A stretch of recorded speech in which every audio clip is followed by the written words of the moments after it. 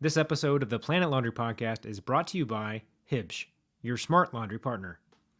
Looking for a better way to run your laundromat? From reliable equipment to time-saving technology, Hibsh has solutions to help you manage it all.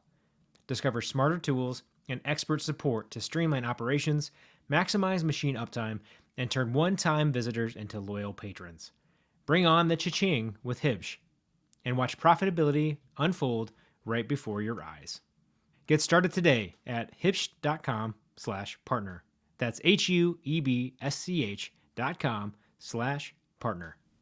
Like customer service for us is everything. Like I said, because our clients don't see us every day or most days, because they don't come into our shop to bring their stuff, when they do see us, we need to make sure that we are, representing in a positive way. And whenever they need to connect with us, we need to make sure that that's easy for them. Whether that's a phone call and one of my employees answers the phone, or whether that is them sending us an email message and we're responding to that email message within 15 minutes.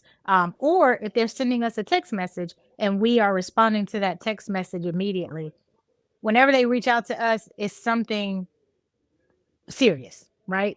And we need to address that because we're already invisible to them. And so anything that we can do when it's time to be customer facing, we need to excel in that. Hey everybody, welcome to this episode of the Planet Laundry Podcast.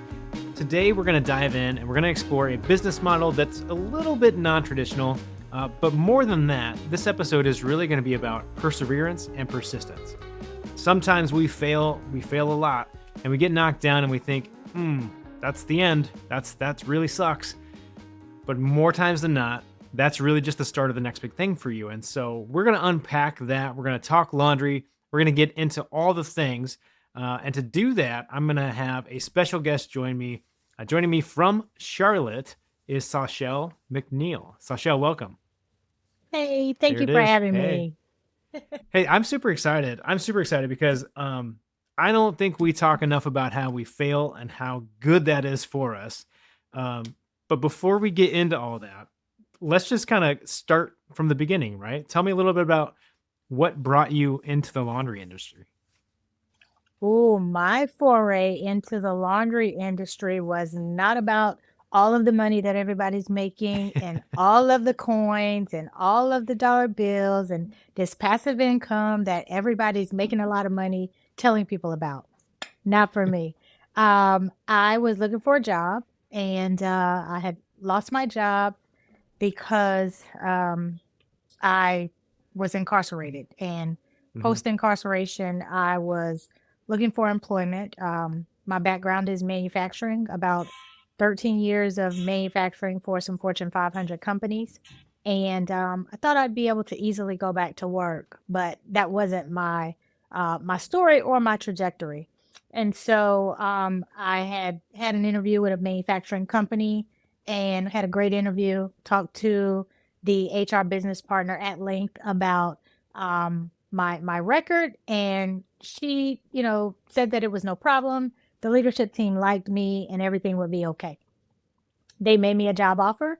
I kindly accepted it, and the day before I was supposed to start, I got a knock on my door with a certified letter rescinding my job offer. Man, Yeah. man. And I called the HR business partner and she said to me that she couldn't convince the leadership team to take a chance on me. And I was crushed. I ended up, working at a local college and their dining facility. And it was fun. It was okay. I was working, which is what I was hoping to do, but it wasn't enough for Mhm. me. And so I was telling one of my good friends, I was like, hey, when my prison hustle was to take people's laundry because you had to walk a half a mile one way. It would be Yeah. raining, cold, snow. People are old, and some people just don't want to do it. And so, as a way for me to stay, fit, I volunteered to walk people's laundry, down and back. And now this was strictly grabbing their laundry bag, walking it down to the laundry room, and picking up any laundry bags that were there that I had dropped off and bringing them back to the housing units. And it was what kept me busy. And as I was there, I was always thinking about how I maybe could make this work. And so I was telling my friend Mm. this, and he said to me, "You should do it." And I was like, what do you mean I should do it? He's like, "You should do it. You should have a laundry service." And I was like, "Okay, but what does that mean, really?" Yeah. We talked about it, but, kind of fast forward in my mind, this laundry business was going to be me going to get my customers' laundry, bringing it back to my home to wash, dry it, and fold it and take it back to them. As I was talking to my business attorney, he was like, "Isn't someone always already doing that?" And I was like, "Yeah." And he was like, "Why don't you get them to do it?" And I'm like, "Well, hell, why didn't I think of that? It's my business. Like, this is my Yeah. thing." But so I started on that path to find a laundromat or dry cleaners to process wash, dry, fold for me. And I knocked on so many doors, well over 50 doors, asking people, "Hey, could you process the laundry for my customers?" And I got well over 50 no's. "Why would we Yeah. do that? We have our own customers. That's not our business model." And the list goes on and on. And I finally found someone who thought that he said to me, and I remember this, "You seem safe." And he was a dry cleaner, and he introduced me to his laundromat partner. We met for dinner one night, and it was kismet. Like, we Yeah. have been locked in really ever since. I've only worked with one laundromat. We tried another laundromat, and it did not work. And so I'm back with them, and we've made it work. And that business model is very different from, what a lot of people do. A lot of people go into the laundromats in the evening time or even during the day or overnight to process their customers' laundry. But for me, I didn't want to manage too many people, right? And Hmm. so I didn't want to manage that process and the people for that process. I really only wanted to manage very little. Well, you know what I love about that whole story? Number one, there's a lot to unpack in all that, right? There's I a know, whole I'm so bunch of stuff sorry. that they went on in there. No, that's great. I love it. I love it. Um, I mean, that, like, number one, I think it's awesome that, as you were going down this path and you had this idea and you're talking to your attorney about it, that they were willing to say, "Hey, what about this?" and build on your idea, right? And like help you Yes, take the next step instead of just being like, "Whatever, here you go. Good luck." I think like right. people helping people is what this thing is all about. So I think that's awesome. Um, Absolutely. the other thing I want to talk about though is like it would have been really easy for you, Sachelle, to just like keep working at the dining service, right? And be like, "Whatever, like I can't get a break. I'm just gonna do this. Why would I even bother?" So how did you Mhm. get like in the right mindset to like, you know what? I can do this. I am gonna go. Let's go. It's something. I really think that when I shared my idea with my manager at that dining facility, they almost laughed at me. Right? They didn't Yeah. laugh out loud, but it was a smirk there that really sparked a fire in me to say, "You know what? This place might be for you, but I see something different for myself."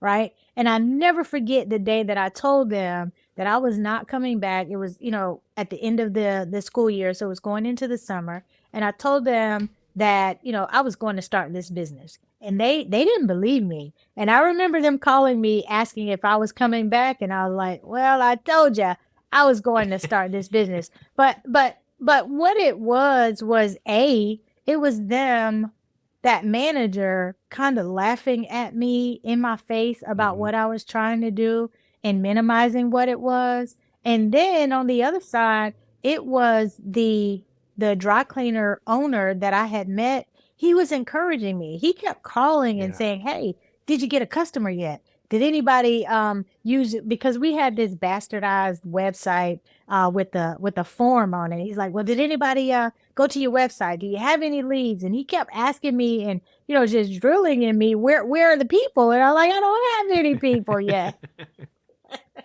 They're But coming. I that made promise. They're me, coming. yeah, Yeah. that made me dig in and really get focused on actually, really doing this business and doing something to go and find that one customer. Okay. So yeah, I love that. I love that. I mean, and you went through all the no's to get the yes, which is Uh-huh. kind of like sales 101, right? You got to get 100 Yes. no's to get to the one yes. Um, let's talk a little bit about the model, right? Yes. So tell me a little bit more about like how this thing works. Like how's it different from what someone else might be doing out there? So I like to tell people that I am first a logistics company. We just happen to do well at marketing for laundry. And so we built this at first. It wasn't so amazing, but it was amazing to us. But we built a website, Yeah. right? You build it, they Yeah. will come. Not so much. We built the website and over the years we've been slowly getting better at that website. And our customers find us through word of mouth, our website. We have run some Google ads and some social media ads. So that's how Mhm. our client finds us. They go to our website, complete the information, give us what we need. Some of them download our app, right? Can I do a shameless plug here or should I Yeah, wait? absolutely. You can We shameless plug. use Yeah. the Clean Cloud POS system, and they've been very good to us. And as benefit of using that system, we have a customer app as well as a driver app. But our customers download the app and they can seamlessly schedule a pickup. My team, Okay. I have employees. We have 4 employees, or 4 delivery drivers, and they drive the washroom vans that we own to pick up our customers' laundry. That laundry is picked up. It goes through the Clean Cloud POS system, and it kind of tracks it from there. My drivers then take it to our laundromat partner, and our laundromat partner processes all of the laundry. Once they're Okay. done at the end of the evening, someone from my team goes back, picks it all up, and stages it for the next day for delivery. So what I love about that. So first of all, shameless plug there, totally fine. Moral of the story is you can't do this business without some sort of system. You have to have a Right. system like that in place for these things to work. Otherwise, the model will fall apart. Yes. But I think what's interesting as you're kind of explaining this is like this is taking the logistics off of the table for somebody who maybe just doesn't want to do it, right? If I own a Exactly. laundromat and I'm like, man, I think I want to get into this pickup and delivery stuff, but that sounds like a huge headache. You Uh-huh. sort of like, hey, I got your back. Like I can take it Yeah. for you and we'll all win, right? Exactly, because when I think about it, laundromats are typically set up to their bread and butter is walk-in clients, right? People coming in to Yeah. use the machines. If we can supplement that for them without them having to do anything different, that to me seems like a win-win. And that is why the relationship that we have with our laundry partner is so successful, I believe, because they don't have to spend the money for ads to attract commercial business or wash, dry, fold, pickup and delivery business, whether it's commercial or residential. They don't have to spend the money for that. They can focus on what their core is, which is running those machines Yeah. and And at the keeping same their time, attendants you busy.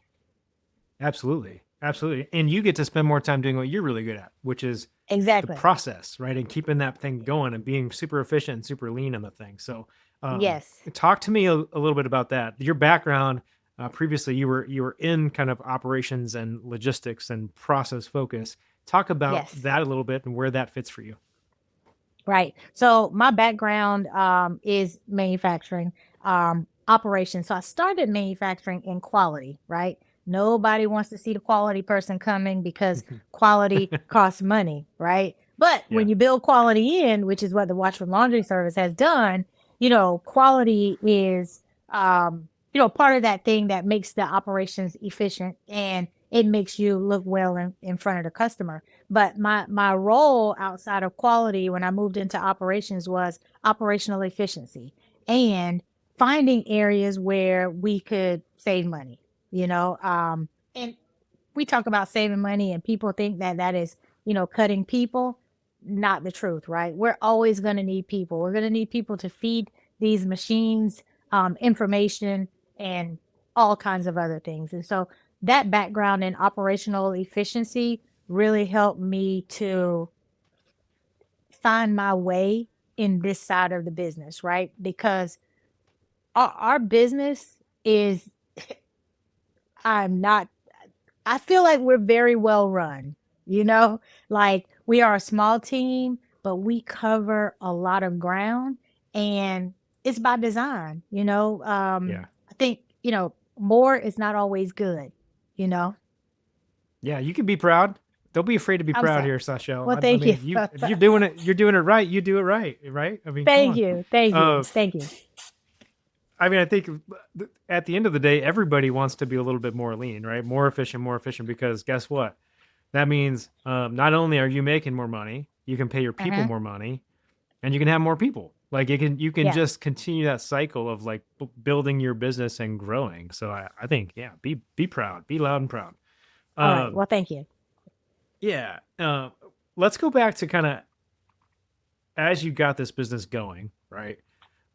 Every entrepreneur knows that sometimes sometimes it's tough. Like sometimes This it's is pretty tough. darn hard. Yes. And there's some lefts and there's some rights and there's all kinds of different directions you go. Um, Yeah. is there a particular roadblock that you could share that you kind of ran into and maybe how you tackled that and what you did to overcome it? Yeah. Well, gosh, there were so many roadblocks.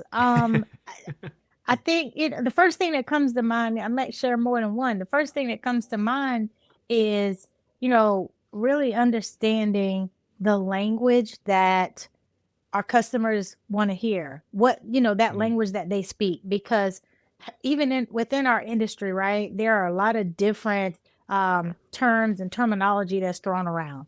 Wash, dry, fold, fluff and fold. Like it's so much stuff. And so understanding the language that our customers are speaking to me was a roadblock, partly because I am naturally introverted. okay. And it's difficult for me to ask people what I really need to know. I stand back a lot. I work in the Yeah. backgrounds, which is why my business works well for me because we're not customer facing, right? Yeah. Yeah. But that means that when we are, when the customer does have an interaction with us, because we're, silent, we have to really deliver a good product. But understanding what the customer needs, understanding what their language is, what makes sense for them, was a roadblock. And another thing for me that was a roadblock and kind of challenging was finding the right partner on, Mm, I guess, marketing and ads and that kind of yeah. thing. Again, Yeah. that's another space that's super crowded. A lot of people, they're smart and they know some things, but when you are a mobile business, it makes it it makes the landscape a little bit different for you in terms of how you bring the customers in and the information that you share with them. And so finding a marketing partner that works and Mm. that can deliver is super important, and it can be a roadblock for a lot of people. And it was one for us. When you were thinking about that, right? Like how did you, what reflecting back on that, what was the thing that made it work? Like how did you know when you found the right partner? What were some of those kind of things? Wow, the phone was ringing. Yeah, Yeah. that was it. The the Wh- the phone the Customers were phone coming. was Yeah. ringing. Yeah. Yeah, the phone was ringing, and it wasn't just ringing with people asking questions. It was ringing with people saying, we're ready to go now. And that tells me that my marketing person and my ads person was giving them all of the information that they needed to make a decision. And that is the Yeah. most important thing. And I think about this for laundromats. Most oftentimes laundromats, they struggle to answer the phone, right? And so making Yeah. sure that those websites and those, anything, their marketing collateral that they put out for the client, making sure that it answers their questions is going to be super, super important. But that's what it was. It was Yeah. getting the right information, the right message out there so that people can make a decision whenever they're ready, but make a decision. Yeah, I mean, it's really like this has changed over the years, but it's really this concept of buyer enablement or customer Uh-huh. enablement, right? So Uh-huh. everybody's so much more researched as they're going through these things. You got to feed Yes. them so they can get what they need and they can move down that funnel from like awareness. I know about your company. Now I Mm-hmm. kind of understand a little bit more. Now I want to take some action. There's some desire. Okay, now I'm converted. Now I've taken that action Yes. and I'm a customer. So yeah, you Absolutely. got to do all those things right along the way, or they're never going to come through the funnel. They're never going to come through the funnel. And that's what our marketing um, partner did for us, right? And it took a lot of burden off of us. All we had to do was make sure we Yeah, get to the phone, or all we had to do is make sure that we were able to connect with them, whatever their mode of communication was. and then deliver, right? Then you had to Oh, and deliver, then, not physically deliver, but yeah, deliver on the promise of what you said yes. you were going to do. Yeah, Absolutely, absolutely. And that's the core of our business, right? You know, pick up and delivery, that's what we do. But it is my job to make sure that my laundry partner has everything that they need and all the resources that they need to be able to do that part. Whether it's, sometimes I think about it, I tell them, I get a little crazy. If someone calls and says, "Hey, we got 50 uh you know, we got 50 rugs that's 9 by 12 and we need yeah, them back tomorrow." I'm like, yeah, we can do that. Yeah, why not? And I say those things, before I speak to my laundry partner, but we've gotten so in sync at this point that I know what their capacity is. I know what they can handle. Their team is essentially my team. Now, I don't always give them direct instruction, but yeah. I talk to them about what we need or what the client needs, and they talk to me about what they've seen or what they're seeing. We have this open communication and this it's just like of a forum way of working, right? It's two-way communication. My team is their team is my team, and we while we are separate, we are one group. So talk a little bit more about that because I think that's really important in terms of continuous improvement, right? So Uh-huh. you one thing you said there, it wasn't just you're standing there watching everything. You're asking Uh-huh. others to watch and pay attention and to like flag things in the process. So just talk about that a little bit. More Yeah, details. so the process is everything, and I'll be honest, when we started working together, they had a lot of the process already, right? Yeah. A lot of the things that they were doing was already very repeatable, Hmm. and there were just some small things, but the way that they work is so repeatable. We they just they just know what to do, right? But but what I'll say about that is there are sometimes when things, when we have to make some changes. Someone wants Hmm. something folded different, or we have a client that is, we normally my team normally does pick up and delivery. They start about 7 a.m.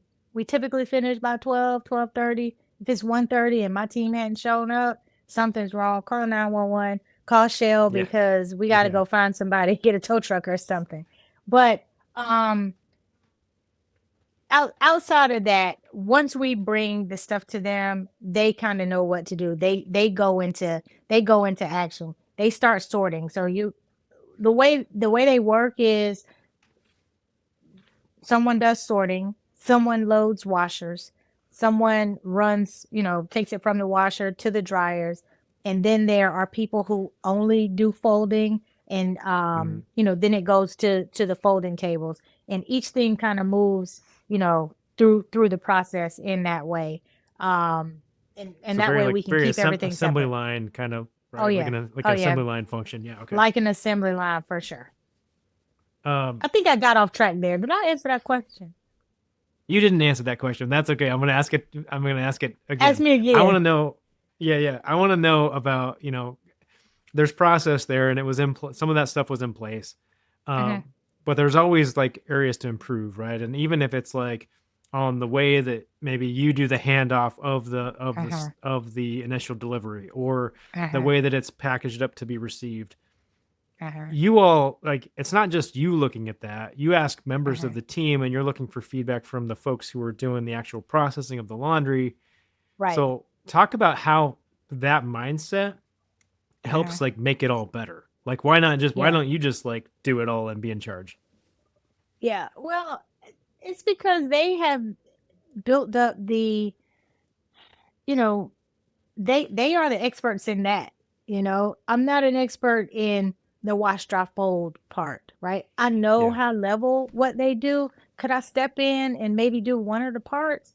Absolutely. Could I do it for a long period of time every day in and day out? Absolutely not. And like Yeah. I would Yeah. not do that. But they are the experts, and that's why this relationship works, because that's their bucket of expertise, and over here is my bucket of expertise. But the ownership for the laundromat that we use, we're constantly in conversation. And I'll give you an example. People won't admit this, but WashRoom Laundry, we make mistakes. I don't like it, but we do. We had an Yeah. issue yesterday. We delivered a customer's laundry back to them. The customer says that, oh my gosh, I think a pin has gotten, Oh exploded yeah. in my laundry. And so Washroom Laundry got the email last night about 8:50 p.m. And after I got it, I immediately sent the message to the owner of the laundromat that we work with, and I sent it to their operations manager last night at 9 o'clock. And the owner responded saying, "Hey, they call me Mac. They say, hey Mac, we got your message. I've sent it over to the ops manager, and we'll circle back in the morning at 8 o'clock." All right, and that's how we work. Yeah.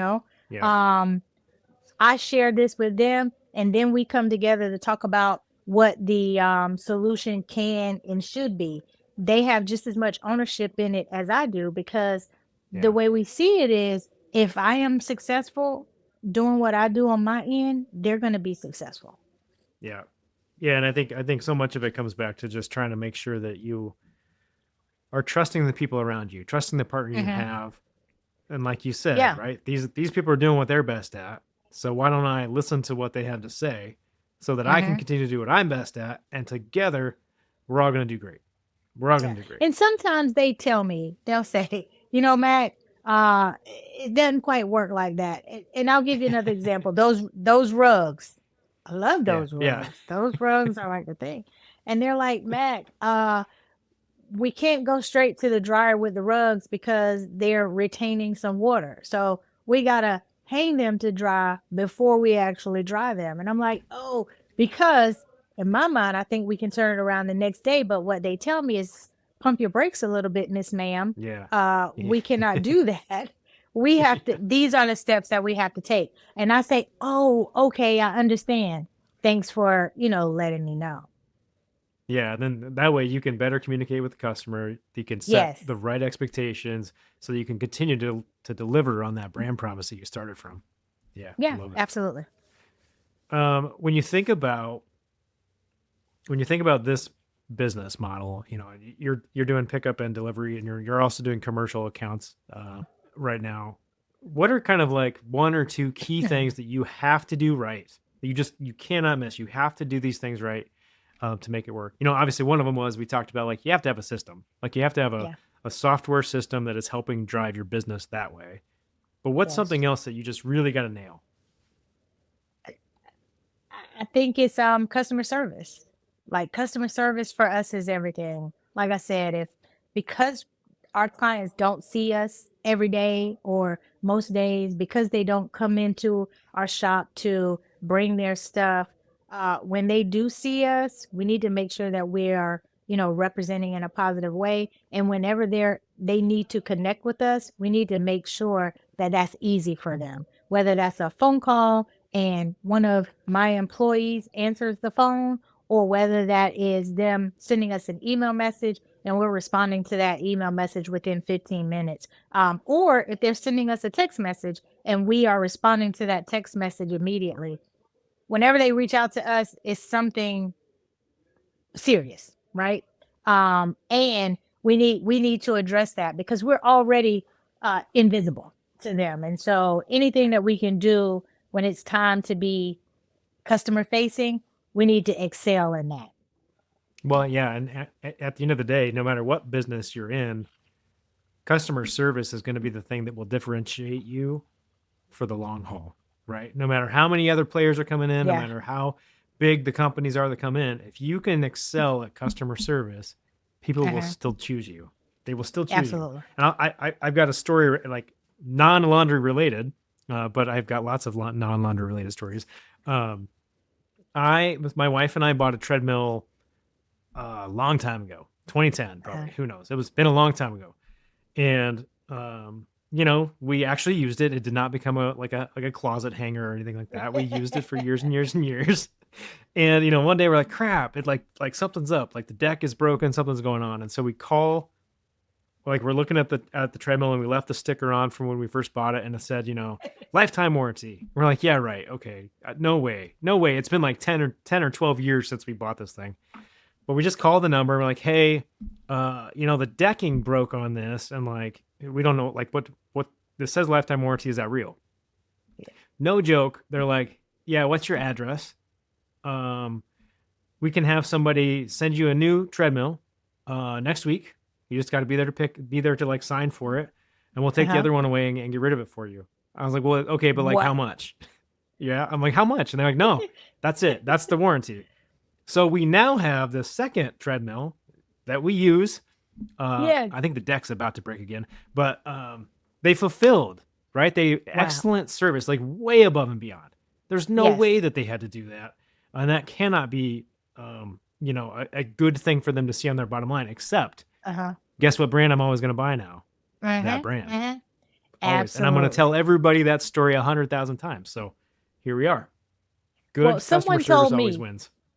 Someone told me that an angry customer will tell 10 people that their experience was bad, but a happy customer will only tell like 2 or 3 people that they had a good experience, right? So you want to, mitigate how many bad stories people have to tell about you. Yeah. Yeah. Guess what? All of my friends know exactly what we buy. Because I'm like, yeah, Right. it's great. You should buy that too. Yeah, absolutely. Right. And you know what? I think that's a very good point. From a laundry perspective, right? What we do is very personal. People trust us with Absolutely their is. most Yeah. intimate things, right?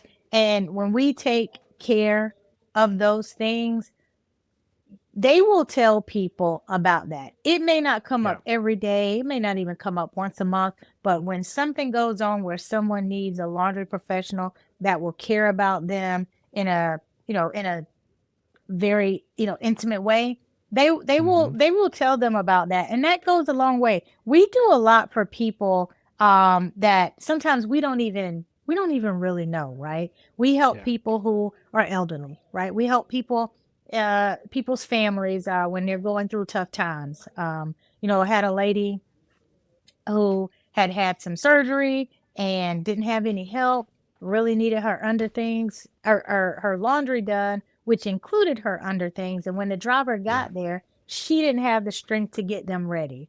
But she asked him, would he go in and just grab them for her? He didn't want to, but he did it, right? And that person, that was only going to be a one-time situation for her, but we've had that customer now for over a year and a half. All because of that simple gesture of him going inside and doing something that no one else probably would do. And she absolutely needed it at that time.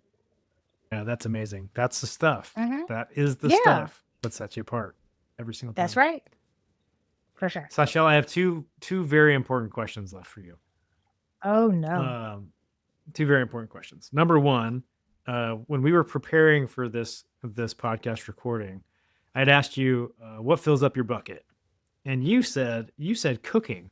So I want to know what's the best thing you've cooked lately? Like, what's the best thing you've had lately that came out of your own kitchen?